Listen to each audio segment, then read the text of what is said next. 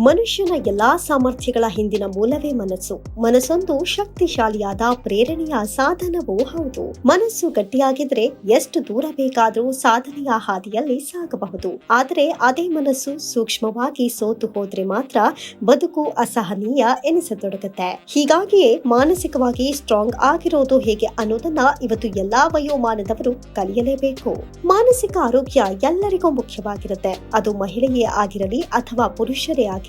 ಹೆಣ್ಣು ಮಕ್ಕಳಲ್ಲಿ ಹಾರ್ಮೋನುಗಳ ವ್ಯತ್ಯಾಸ, ಜೀವನದಲ್ಲಿನ ಬದಲಾವಣೆಗಳಿಂದ ಕೆಲವೊಮ್ಮೆ ಮಾನಸಿಕವಾಗಿ ಕುಗ್ಗುವ ಸಾಧ್ಯತೆ ಹೆಚ್ಚಾಗಿರುತ್ತೆ. ಮಾನಸಿಕವಾಗಿ ಸ್ಥಿರವಾಗಿ ಸದೃಢವಾಗಿದ್ದಾಗ ಮಾತ್ರ ಎಲ್ಲಾ ಕೆಲಸಗಳಲ್ಲೂ ಆಸಕ್ತಿ, ಧೈರ್ಯವಿರುತ್ತೆ. ಒತ್ತಡ, ಆತಂಕ, ಕಡಿಮೆ ಸ್ವಾಭಿಮಾನ, ಸಂಬಂಧದ ಸಮಸ್ಯೆಗಳು, ಕೆಲಸ, ಜೀವನ, ಮಾನಸಿಕ ಯೋಗಕ್ಷೇಮದ ಮೇಲೆ ಪರಿಣಾಮ ಬೀರುತ್ತೆ. ಹೀಗಾಗಿ ನೀವು ಮಾನಸಿಕವಾಗಿ ಗಟ್ಟಿಯಾದ ವ್ಯಕ್ತಿತ್ವ ಬೆಳೆಸಿಕೊಂಡ್ರೆ ಮಾತ್ರ ಬದುಕಿನ ಸವಾಲುಗಳಿಗೆ ಸಮಾಧಾನಕರ ಉತ್ತರ ಹುಡುಕಲು ಸಾಧ್ಯ.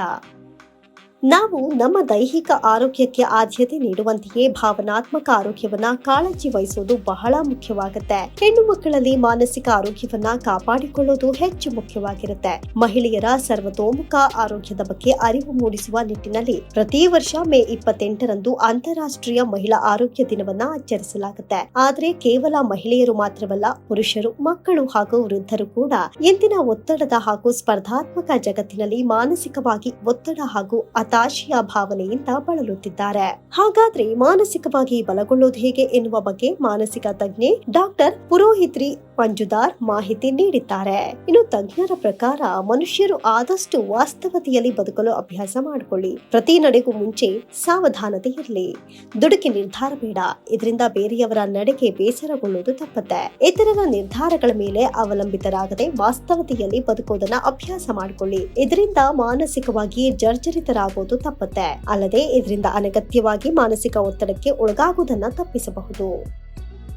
ಸಾಮಾನ್ಯವಾಗಿ ಮಹಿಳೆಯರು ತಮ್ಮ ಆಯ್ಕೆಗಳು ಮತ್ತು ನಿರ್ಧಾರಗಳನ್ನ ತೆಗೆದುಕೊಳ್ಳಲು ಭಯ ಪಡುವುದು ಹೆಚ್ಚು. ಇದು ಸ್ವಪರಿಕಲ್ಪನೆಯ ಮೇಲೆ ಪರಿಣಾಮ ಬೀರುವುದು ಮಾತ್ರವಲ್ಲದೆ ಮಾನಸಿಕವಾಗಿಯೂ ಕುಗ್ಗುವಂತೆ ಮಾಡುತ್ತೆ. ಆದ್ದರಿಂದ ನಿಮ್ಮ ನಿರ್ಧಾರ, ಮಾತು, ಆಯ್ಕೆ ಸರಿಯಾಗಿದೆ ಎನ್ನುವ ಭರವಸೆಯನ್ನ ಆಂತರಿಕವಾಗಿ ಮೂಡಿಸಿಕೊಳ್ಳಿ. ಭಯಪಡುವ ಅಗತ್ಯವಿಲ್ಲ. ಎಲ್ಲರಿಗೂ ಸ್ವತಂತ್ರವಾಗಿ ಬದುಕುವ ಹಕ್ಕಿದೆ. ಅಂದುಕೊಂಡ ಕೆಲಸ ಆಗದೇ ಇದ್ರೆ ಅದಕ್ಕಾಗಿ ಅತಿಯಾಗಿ ನೊಂದುಕೊಳ್ಳಬೇಡಿ. ಕೆಲಸ, ಕಾರ್ಯ, ಸೋಲು, ಗೆಲುವು ಎಲ್ಲವನ್ನ ಪ್ರಾಕ್ಟಿಕಲ್ ಆಗಿ ತೆಗೆದುಕೊಳ್ಳುವುದನ್ನ ಕಲಿಯಿರಿ. ಪರಿಸ್ಥಿತಿಗೆ ಅನುಗುಣವಾಗಿ ಹೊಂದಿಕೊಳ್ಳುವುದನ್ನ ಕಲಿಯಿರಿ. ಯಾವುದೇ ಉತ್ಪ್ರೇಕ್ಷೆ, ನಿರೀಕ್ಷೆ, ಆತಂಕವಿಲ್ಲದೆ ಹೇಗಿದೆಯೋ ಹಾಗೆ ಸಂದರ್ಭವನ್ನ ಸ್ವೀಕರಿಸಲು ಆರಂಭಿಸಿ. ಇದು ಮನಸ್ಸನ್ನ ಅನಗತ್ಯ ಚಿಂತೆ ಹಾಗೂ ಒತ್ತಡಗಳಿಗೆ ಒಳಗಾಗದಂತೆ ತಡೆಯುತ್ತೆ. ಯಾವುದೇ ಸಮಯ, ಸಂದರ್ಭ ಹಾಗೂ ಸನ್ನಿವೇಶಗಳಿಂದ ದೂರ ಓಡಲು ಪ್ರಯತ್ನಿಸಬೇಡಿ. ಇದರಿಂದ ನಿಮ್ಮಲ್ಲೇ ನಿಮ್ಮ ಬಗ್ಗೆ ಪಶ್ಚಾತ್ತಾಪದ ಭಾವನೆ ಸೃಷ್ಟಿಯಾಗುತ್ತೆ. ಇದು ನಿಧಾನಕ್ಕೆ ಕೀಳರಿಮೆ, ಖಿನ್ನತೆಗೆ ಮುನ್ನುಡಿ ಬರೆಯಲಾರಂಭಿಸುತ್ತೆ. ನೀವು ನಿಮ್ಮ ಜೀವನದಲ್ಲಿ ಮಾಡಿರುವ ತಪ್ಪುಗಳಿಂದ ಪಾಠ ಕಲಿತರೆ ಆ ತಪ್ಪುಗಳನ್ನ ಮತ್ತೆ ಮತ್ತೆ ಪುನರಾವರ್ತಿಸದಿರುವ ಮಾರ್ಗಗಳನ್ನ ನೀವು ಕಂಡುಕೊಳ್ಳಬಹುದು. ಇದು ನಿಮ್ಮ ನಡವಳಿಕೆಗಳು ಮತ್ತು ಕ್ರಿಯೆಗಳನ್ನ ಗಮನಿಸುತ್ತೆ. ಇದರಿಂದ ನೀವು ನಿಮ್ಮ ನಡವಳಿಕೆಯನ್ನ ಬದಲಾಯಿಸಬೇಕಾದ ಮತ್ತು ಸರಿಪಡಿಸಬೇಕಾದ ಅವಕಾಶಗಳಿವೆಯೇ ಮತ್ತು ವಿಷಯಗಳಿಗೆ ಪ್ರತಿಕ್ರಿಯಿಸಲು ನೀವು ಆಯ್ಕೆ ಮಾಡುವ ವಿಧಾನವಿದೆಯೇ ಅಂತ ನೀವು ನೋಡಬಹುದು. ನಾವೆಲ್ಲರೂ ನಮ್ಮ ಜೀವನದ ಹಂತಗಳಲ್ಲಿ ನಕಾರಾತ್ಮಕ ಅನುಭವವನ್ನ ಹೊಂದಿರುತ್ತೇವೆ. ಆದ್ರೆ ನೀವು ಅವುಗಳಿಂದ ಪಾಠವನ್ನ ಕಲಿಯಲು ಮತ್ತು ಅವುಗಳನ್ನ ಅರ್ಥ ಮಾಡಿಕೊಳ್ಳಲು ಸಾಧ್ಯವಾದಾಗ ಮಾನಸಿಕ ಗಟ್ಟಿತನ ನಿಮ್ಮಲ್ಲಿ ಇದೆ ಎನ್ನುವುದರ ಸಂಕೇತವಾಗಿದೆ. ಒಂದು ತಪ್ಪು ನಮಗೆ ಕಲಿಸಬಹುದಾದ ಪ್ರಾಯೋಗಿಕ ಪಾಠಗಳ ಬಗ್ಗೆ ಕಡಿಮೆ ಮತ್ತು ಆಧ್ಯಾತ್ಮಿಕ ಅರ್ಥದಲ್ಲಿ ಹೆಚ್ಚು ಅರ್ಥೈಸಲಾಗಿದೆ. ನಾವು ಹೇಗೆ ಪ್ರತಿಕೂಲ ಪರಿಸ್ಥಿತಿಯನ್ನ ಜಯಿಸುತ್ತೇವೆ ಮತ್ತು ಅಂತಹ ಪರಿಸ್ಥಿತಿಯಿಂದ ಹೊರ ಬರ್ತೇವೆ ಅನ್ನೋದರ ಮೇಲೆ ನಿರ್ಧಾರವಾಗುತ್ತೆ. ಕೆಟ್ಟ ಪರಿಸ್ಥಿತಿಗಳಲ್ಲಿ ನಿಮಗಾಗುವ ನೋವು ಮತ್ತು ಹತಾಶೆಯನ್ನ ಉತ್ಪಾದಕತೆ ಮತ್ತು ಸೃಜನಶೀಲತೆಯ ಕಡೆಗೆ ಹರಿಸುವುದು ಅತ್ಯಗತ್ಯ ಅಂತ ಹಚಿನ್ಸನ್ ಹೇಳುತ್ತಾರೆ. ಓರ್ವ ಪುರುಷ ಅಥವಾ ಮಹಿಳೆ ಮಾನಸಿಕವಾಗಿ ಸ್ಟ್ರಾಂಗ್ ಇರದೆ ಹೋದಲ್ಲಿ ಅದರ ಪರಿಣಾಮ ಅವರ ಕುಟುಂಬದ ಮೇಲೂ ಬೀರುತ್ತೆ. ತಾಯಿಯೊಬ್ಬಳು ಗಟ್ಟಿಯಾದ ಮಾನಸಿಕ ಸ್ಥಿತಿಯನ್ನ ಹೊಂದದೇ ಇದ್ದಲ್ಲಿ ತನ್ನ ಮಗುವಿನ ದೈಹಿಕ ಅಥವಾ ಮಾನಸಿಕ ಶಕ್ತಿಯನ್ನ ತುಂಬಲು ಸಾಧ್ಯವಿಲ್ಲ. ಇದರಿಂದ ತಾಯಿಯ ಮಾನಸಿಕ ಸ್ಥಿತಿ ಮಕ್ಕಳ ಮಾನಸಿಕ ಬೆಳವಣಿಗೆ ಮೇಲೆ ಪರಿಣಾಮ ಬೀರುತ್ತದೆ. ಒಂದೊಮ್ಮೆ ಪುರುಷರು ಮಾನಸಿಕವಾಗಿ ಕುಗ್ಗಿ ಹೋದಲ್ಲಿ ಪರಿವಾರದ ನಿರ್ವಹಣೆ ಹಾಗೂ ಕುಟುಂಬದ ಮೇಲೂ ಪರಿಣಾಮ ಬೀರುತ್ತೆ. ಹೆತ್ತವರನ್ನ ನೋಡಿ ಮಕ್ಕಳು ಬದುಕನ್ನ ಅರ್ಥೈಸಿಕೊಳ್ತಾರೆ. ಹೀಗಾಗಿ ಪೋಷಕರಾದ ಮೇಲೆ ಮಾನಸಿಕವಾಗಿ ಗಟ್ಟಿತನವನ್ನ ಕಾಪಾಡಿಕೊಳ್ಳುವುದು ಅನಿವಾರ್ಯ.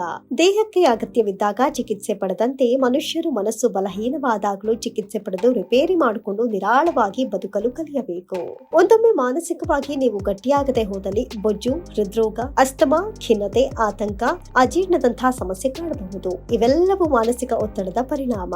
ಹೀಗಾಗಿ ನೀವು ಒಂದು ಆರೋಗ್ಯಕರ ಜೀವನ ಶೈಲಿಯನ್ನ ಅಳವಡಿಸಿಕೊಂಡು ಅತಿಯಾದ ನಿರೀಕ್ಷೆಗಳಿಂದ ಮುಕ್ತವಾದ ಜೀವನ ನಡೆಸಲು ಆರಂಭಿಸಿದ್ರೆ ಮಾನಸಿಕವಾಗಿ ಸ್ಟ್ರಾಂಗ್ ಆಗಬಹುದು. ಅಷ್ಟೇ ಅಲ್ಲ, ಬದುಕಿನ ಚಿಕ್ಕ ಪುಟ್ಟದ್ರಿಂದ ಆರಂಭಿಸಿ ದೊಡ್ಡ ದೊಡ್ಡ ಕಷ್ಟ ಸಮಸ್ಯೆಗಳು ಎದುರಾದಾಗಲೂ ಧೃತಿಗೆಡದೆ ಬದುಕು ಕಟ್ಟಿಕೊಳ್ಳಬಹುದು.